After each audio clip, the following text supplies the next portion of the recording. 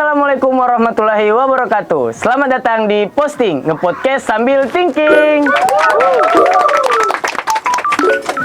Oke teman-teman, Sobat Ikom, kali ini kita bersama Demisioner Ketua Umum HMJ periode 2022, yaitu Kakanda Andi Muhammad Faisal Salim. Say kepada Kakanda. Halo. Halo.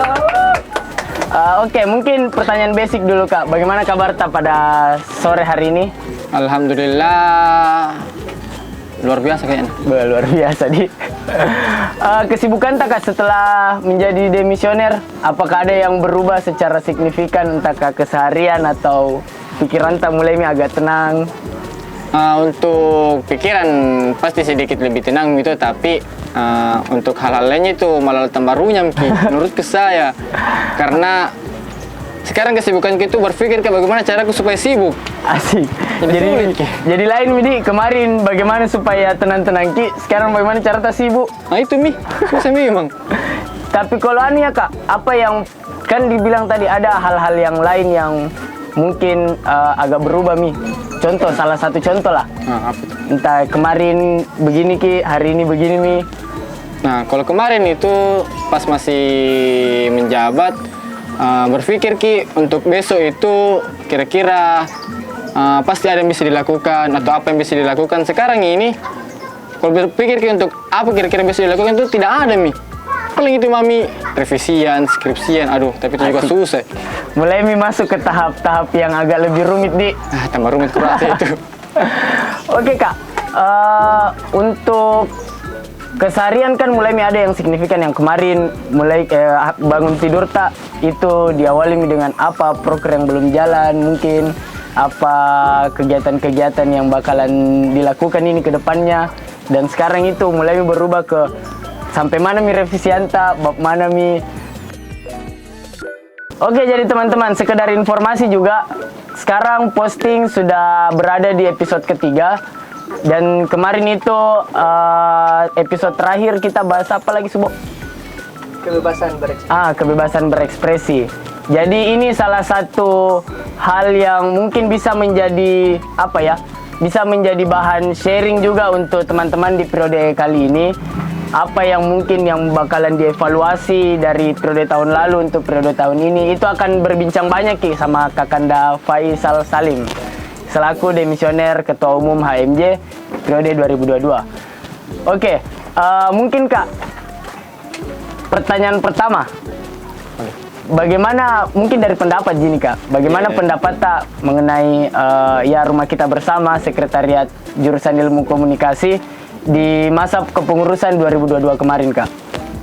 Kalau persoalan sekret itu di kepengurusan kemarin periode 2022 itu bisa kedefinisikan itu penuh dengan cerita-cerita yang menarik, baik itu cerita-cerita lucunya, sedih-sedihnya, canda guraunya dan lain-lain sebagainya. Tapi itu yang membuat Kak kurasa nyaman di sekret. Karena setiap hari itu pasti selalu ada cerita-cerita baru yang bisa diceritakan, ditemui dan lain-lain sebagainya. Oke, jadi tidak bisa definisikan dalam satu kata di kalau bicara soal sekretnya jurusan ilmu komunikasi Kak. Ya tidak bisa sekali ya, karena kalau misalnya mungkin definisikan ini dengan satu kata itu pasti itu yang bisa dibilang itu cuma sempurna. Sempurna. Jadi bagi teman-teman yang mungkin calon mahasiswa baru nanti 2023, jika kalian ingin mencari kesempurnaan, bisalah untuk datang atau berkunjung atau bisa pun menetap di sekretariat jurusan ilmu komunikasi. Betul sekali. Terus tadi kan disinggung Ki soal nyaman toh Kak, nyaman Ki di sekret. Kalau dari kita iya Kak, apa yang kira-kira membuat Ki nyaman ketika berada di sekret? Kalau persoalan alasan kenapa bisa nyaman di sekret itu, yang pertama suasananya. Karena suasananya itu ya walaupun bisa dikatakan inilah rumah kecil kita sebagai tempat pewadahan untuk teman-teman sekalian, itu tidak terlalu sesempurna rumah-rumah teman-teman di luar sana toh. Tetapi bisa jadi dikatakan bahwa kalau memang mau cari suasana-suasana yang menarik, asik dan lain sebagainya itu tidak kalah di sekretnya itu. Oh, sekedar informasi juga lagi Kak, bahwa podcast kali ini kita laksanakan itu di Sekretariat Jurusan Ilmu Komunikasi 2022. Nggak ada di 2020 nah deh. Karena ini kan milik kita bersama Ji. Betul. Setiap orang yang masuk di jurusan ilmu komunikasi itu adalah orang yang memiliki sekret inilah ceritanya Kak. Betul. Dan tadi Kak, kan ada nyaman, pasti ada yang tidak nyamannya. Kalau dari kita ya apa yang membuat Ki tidak nyaman kalau hal-hal seperti ini yang sebenarnya bisa Ki bikin ini sekret yang darinya nyaman menjadi tidak nyaman Ki? Kalau persoalan tidak nyamannya itu ya mungkin kalau dari teman-teman yang lain juga pasti tahu persoalan bagaimana bentuk kerapiannya sekret, kebersihannya sekret. Karena itu kan juga menjadi faktor utama supaya ini orang-orang yang datang ke sekret itu merasa nyaman, merasa tentram kalau misalnya di sekret. Mungkin cuma itu Ji. Kalau persoalan yang lain-lain itu tidak diragukan.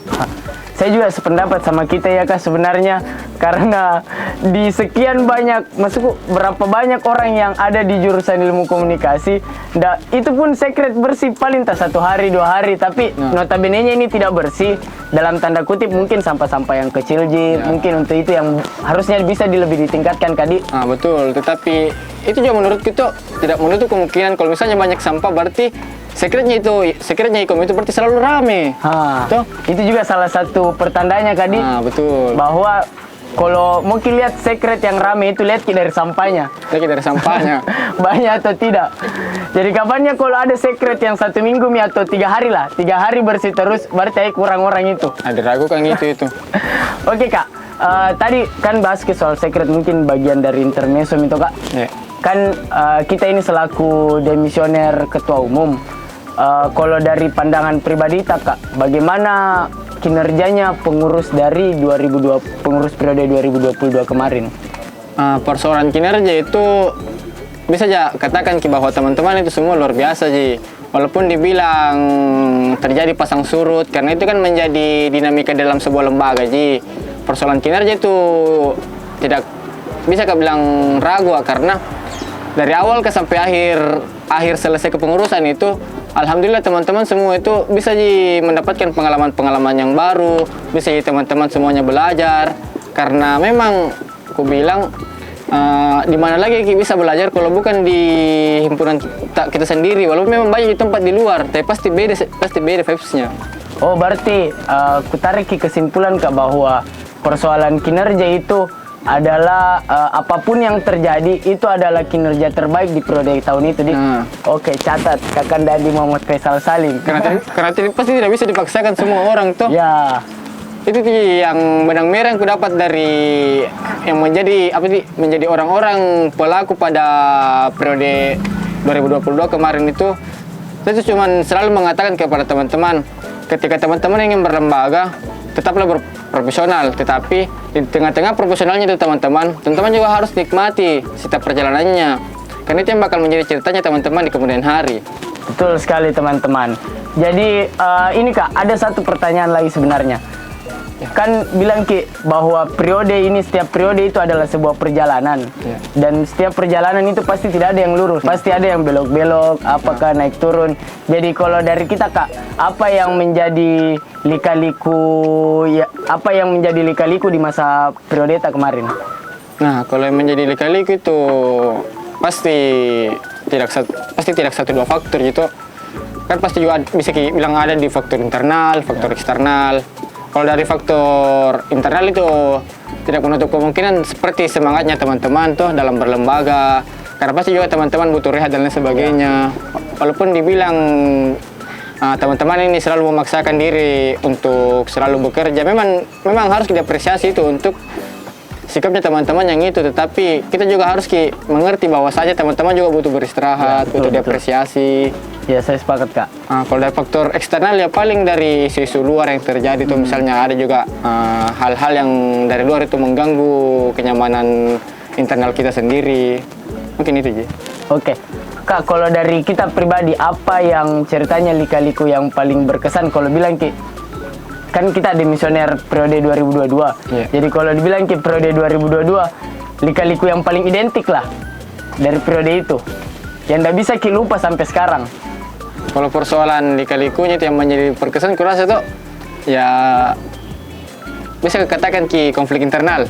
Walaupun memang kayak agak aneh didengar tuh, aneh, tapi kurasa itu di dalam kepengurusannya teman-teman kemarin di 2022 itu konflik internal itu bisa Kak pahami dan bisa Kak ambil kesimpulan memang itu dari segala konflik itu pasti menumbuhkan rasa solidaritas dan rasa kekeluargaan yang baru.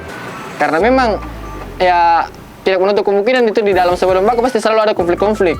Dan di situ bisa Kak pribadi ini bisa Kak mengatakan bahwasanya setelah konflik itu apalagi sesama teman-teman di lembaga itu pasti bakal memunculkan itu rasa persaudaraannya lebih erat.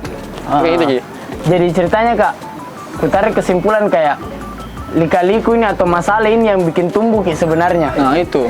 Jadi itu yang membuat apa setelah periode pun masih berharap ada di tempat yang sama. Biasa juga berhubung karena saya sebagai pengurus di periode tahun ini toh Kak, kadang masih kayak ndak secara tidak sadar bahwa ternyata pergantian kepengurusan ada orang-orang baru yang ditemani, bukan orang-orang yang kemarin. Ada pun masalah-masalah yang mungkin membekas itu ternyata bisa jadi lewati sama-sama. Kayak begitu. Berarti ceritanya bagian dari proses periode tadi kan? Ya, bagian itu.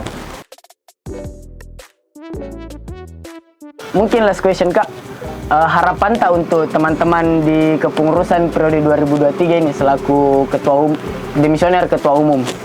Kalau untuk harapan sebenarnya pasti sangat banyak harapanku tuh. Tapi yang mau selalu ingatkan kepada teman-teman untuk bagaimana caranya ini teman-teman untuk selalu tumbuhkan semangat, rasa profesional, dan rasa saling memiliki. Karena itu kadang yang menjadi faktor yang kasih pecah belah karena tidak saling mempercayai satu sama lain. Dan itu mungkin bagaimana caranya teman-teman ke depannya itu bisa saling menghargai, bisa saling mengingatkan satu sama lain, dan bisa lebih mencintai himpunan kita sendiri. Oke, itulah mungkin harapan dari demisioner ketua umum periode HMJ periode 2022. Mungkin ada sedikit closing statement Kak? Waduh, closing statement nih. Kalau persoalan closing statement itu saya selalu Kak ingat dengan kata-kata semua tempat adalah rumah, semua orang adalah guru, tetapi semua guru tidak tentu adalah orang, karena pengalaman juga adalah guru. Wah, keren sekali. Tepuk tangan. Itulah closing statement dari Kakanda Andi Muhammad Faisal Salim yang sangat luar biasa. Jadi untuk teman-teman Sobat Ikom, nikmati proses yang ada dan selalu berkembang dari setiap proses yang dilalui. Karena proses tanpa progres itu adalah sesuatu hal yang fana lah ceritanya.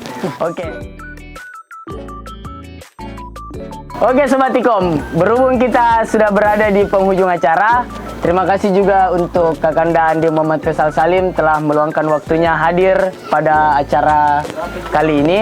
Jadi teman-teman jangan lupa kami juga punya Instagram di ikom_uinam dan YouTube-nya Ilmu Komunikasi UIN Alauddin Makassar. Sampai jumpa di posting ngepodcast sambil thinking. Dadah.